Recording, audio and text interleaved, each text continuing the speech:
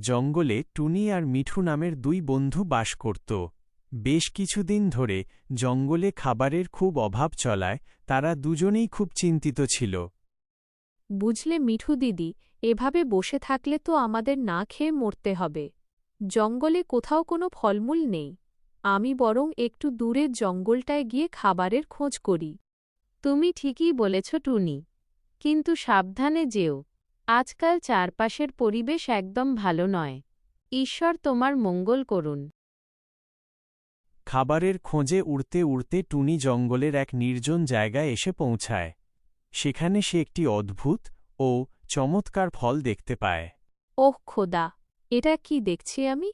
এত সুন্দর ফল তো আমি এই জঙ্গলে কখনো দেখিনি।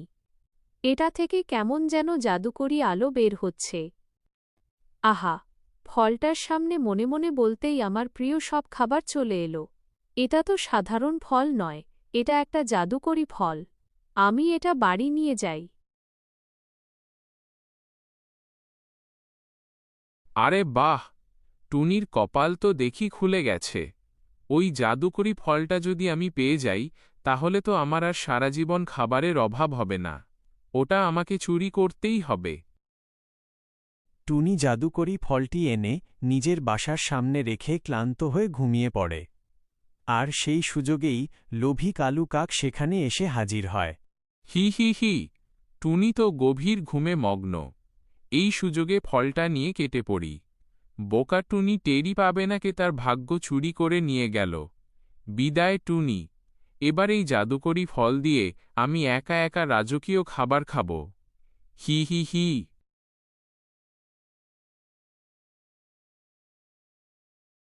এবার মজা টের পাওয়া যাবে। ওহে জাদুকরি ফল, আমার সামনে এক বস্তা সুস্বাদু মাংস আর মিষ্টি এনে দাও। আমি একাই সব খাব, কাউকে এক ফোঁটাও দেব না।